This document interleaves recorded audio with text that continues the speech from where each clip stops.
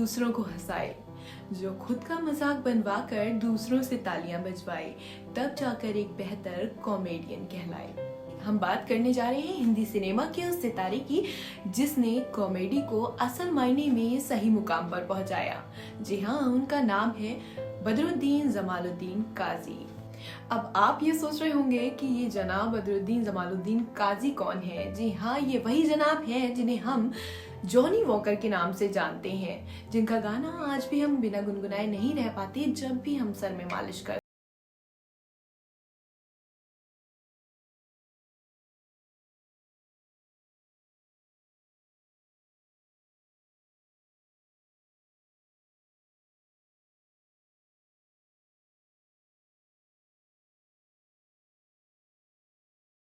शायर ने क्या खूब कहा है, चलता रहूंगा पथ पर, चलने में माहिर बन जाऊंगा, या तो मंजिल मिल जाएगी या मुसाफिर कहलाऊंगा।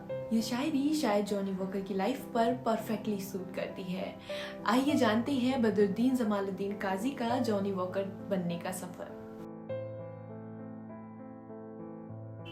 11 नवंबर 1926 में मध्य प्रदेश के इंदौर शहर में जन्मे बदरुद्दीन जमालुद्दीन काजी के घर में कुल 15 लोग थे और इनके पिता केवल अकेले घर चलाने वाले थे। इनके पिता श्रीनगर में कपड़े की फैक्ट्री में काम करते थे। घर की इकोनॉमिकल कंडीशन अच्छी ना होने के कारण बदरुद्दीन जमालुद्दीन काजी साहब मुंबई चले आए और मुंबई आकर इन्होंने बस कंडक्टर की नौकरी शुरू कर दी। 27 साल की उम्र में इन्होंने कई यात्रियों के टिकट काटे और उसके साथ साथ ये यात्रियों का मनोरंजन का भी ध्यान रखते थे। अजीबोगरीब किस्से कहानी सुनाकर ये लोगों का मनोरंजन किया करते थे और इनकी हस्की वॉइस और वैकी बॉडी लैंग्वेज के सभी घायल हो जाया करते थे। और ये ऐसा इसलिए किया करते थे क्योंकि इनको लगता था कि एक न एक दिन कोई इनके हिडन टैलेंट को जरूर पहचान लेगा और ऐसा हुआ भी।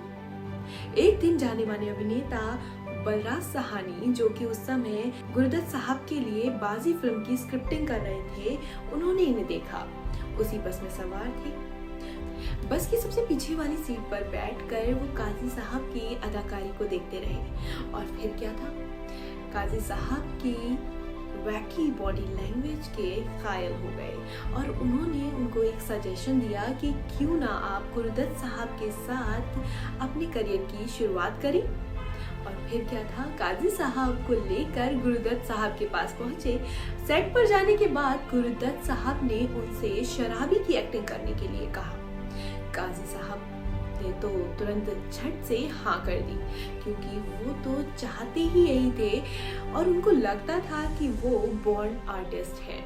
तो उन्होंने जब शराबी की एक्टिंग करी, उसके बाद गुरुदत्त साहब ने उनको तुरंत बाजी फिल्म के लिए साइन करने का ऑफर दे डाला। और फिर क्या था, काजी साहब ने आओ देखा न ताओ तुरंत फटाफट साइन कर दिए और उसके बाद ही उनकी करियर की शुरुआत हो गई। एक अनार दो बीमार, एक अनार दो बीमार, कैसी उलझन में है प्यार, बड़ी मुश्किल है, हाँ बड़ी मुश्किल है, हाँ हाँ बड़ी मुश्किल है।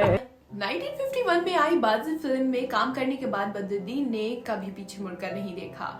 उसके बाद गुरुदत्त साहब के साथ काजी साहब ने कई सुपरहिट फिल्में दी। बाजी फिल्म में एक्टिंग देखने के बाद गुरुदत्त साहब ने उनका नाम एक फेमस विस्की ब्रांड के नाम पर रख दिया जिसका नाम था जॉनी वॉकर। उसके बाद देखते ही देखते जॉनी वॉकर भारतीय सिनेमा के सबसे बेहतरीन और उम्दा हास्य कलाकारों में नंबर 1 पर आ गए। जहां वो अपनी अदाकारी से रोते हुए को हंसा दिया करते थे, वहीं पे अपनी अदाकारी से इमोशनल भी कर दिया करते थे। उसके बाद जॉनी वॉकर ने गुरुदत्त के साथ कई सुपरहिट फिल्में की जैसे आर पार, प्यासा, चौधरी का चांद और कागज के फूल, मिस्टर एंड मिसेस पचपन जैसी सुपरहिट फिल्में दी। ऐसा कहा जाता है कि गुरुदत्त साहब फिल्म की स्क्रिप्ट सिर्फ उन्हें दे दिया करते थे, उनके डायलॉग्स उन्हें दे दिया करते थे, कैसे उन्हें प्रेजेंट करना है, कैसे डायलॉग बोलना है, ये सब उन पे छोड़ दिया करते थे। लेकिन हमें क्यों फेंकना चाहते हो? हम हिंदुस्तानी हैं, हिंदुस्तानी। हाँ भाई, सर से पाँव तक हिंदुस्तानी है, देखता नहीं काला चमड़ी है। पुर्तगाली जहाज पे क्या कर रहे थे? कहाँ जा रहे थे? कौन हो तुम लोग? इसी फिल्मी सफर के बीच जॉनी वॉकर की मुलाकात होती है नूरजहां नाम की एक लड़की से और वो मुलाकात उनकी मोहब्बत में तब्दील हो जाती है। उसके बाद जॉनी वॉकर अपनी फैमिली से उसके बारे में बात करते हैं, लेकिन उनकी फैमिली उनको एक्सेप्ट करने से मना कर देती है।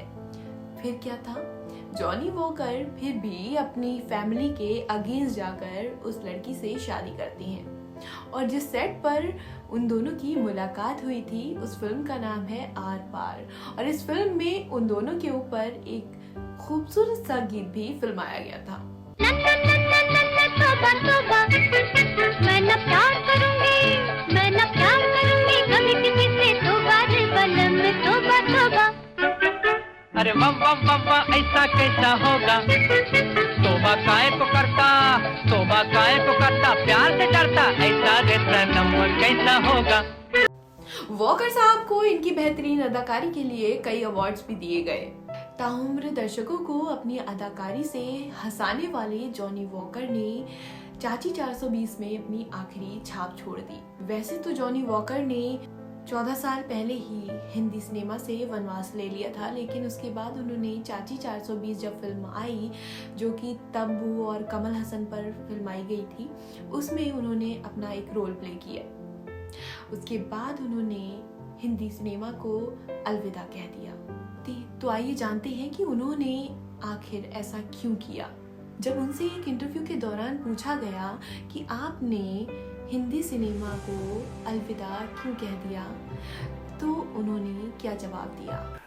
मेरे मिजाज को समझ में नहीं आई चीज़ और मैं ये काम करना नहीं चाहता था इस टाइप से, और लोग डिमांड करते थे कि जानी भाई आजकल ये चल रहा है, तो मैं ये कहता था भाई मैं इस मामले में बिल्कुल नहीं चल सकता, मेरे में अकल इतनी नहीं है कि मैं इस तरह के कोई डबल इनिंग के काम कर सकूं, इसलिए सबके साथ मैं हुज्जत करूं, बहस करूं, उनको कन्विंस करूं।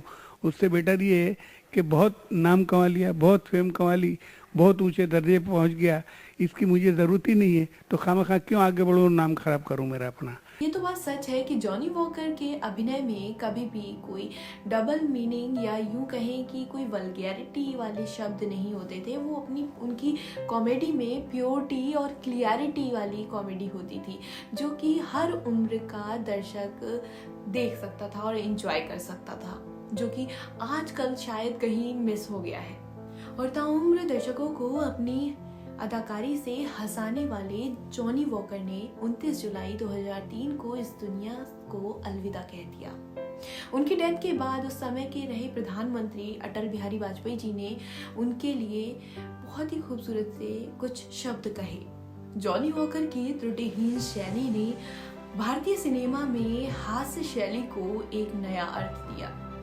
If you like this video, then do like, share and subscribe to my channel.